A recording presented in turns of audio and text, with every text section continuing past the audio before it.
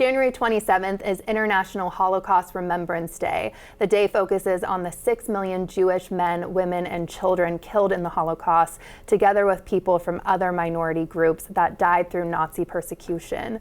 This year, the day takes on an even more important meaning as it coincides with the 80th anniversary of the liberation of Auschwitz. Seattle's Music of Remembrance will mark the day with a performance called Art from Ashes, and artistic director Minna Miller joins me. Thank you for being here. Thank you so much for having me this morning. Yes, and so tell me about the mission of Music of Remembrance. When I founded Music of Remembrance 27 years ago, our founding focus and principle was to remember the Holocaust through the faces, the voices, and identities of all that it touched. But over the years, we've realized it's the Holocaust lessons that are so important. And we use those lessons to address and speak out loudly for all people who've been excluded or persecuted for their ethnicity, sexuality, gender, or faith. And we've done this rather successfully from our program called Testimonies for Tomorrow, where we have commissioned over 45 major new works by leading composers that address current issues for today.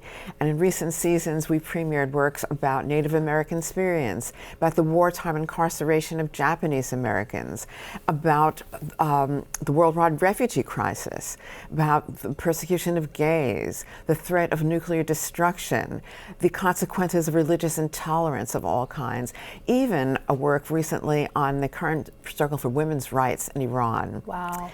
At this time of so much unrest and injustice and human rights suffering, through music we can really make a compelling statement and address these vital issues. Yeah, and each year you produce the free Art from Ashes concert as a gift to the community. So what is special with this year's concert? I mean, this music is incredible.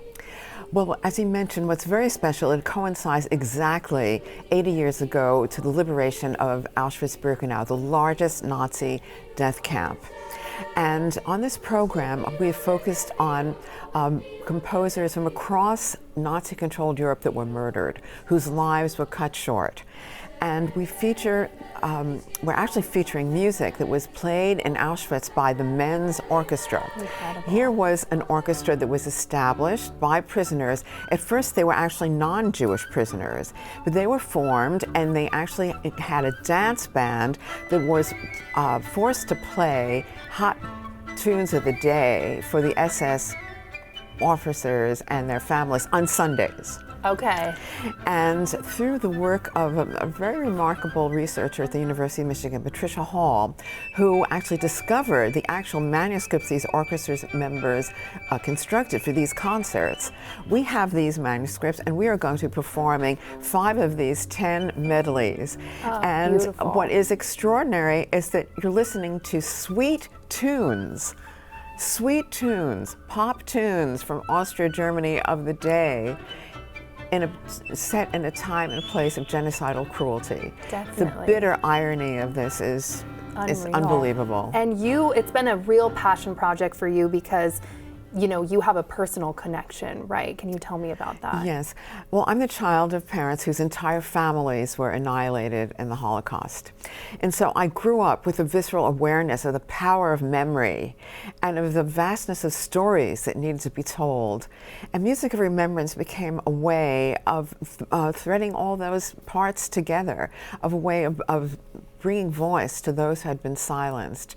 And it's been a very gratifying part of my career. Actually, it's been a privilege of a lifetime to have founded Music of Remembrance and led the organization for 27 years and brought to the stage music that had otherwise been silenced, as well as now today bringing to life urgent issues through compelling music. Something that music does that's so special, you can speak to the heart. And so you go behind the headlines and history books and you actually get a sense of the actual people who had real lives and complicated emotions and urgent needs. And so we're so grateful that we can be doing this. Absolutely. And before we leave, how can people get seats? Well, that's easy. It's a free concert. True. And you could go to the website, musicofremembrance.org. You can contact Benaroya Hall because they are handling the box office. And all you need to do is show up, and we hope that you will come, but seats are going quickly. So this is a good time to make plans to attend. Amazing. Thank you so much for being here and sharing your story. Thank you so very much. Thank you. And Art from Ashes is this Monday, January 27th at Benaroya Hall, and we will have the link too on our website.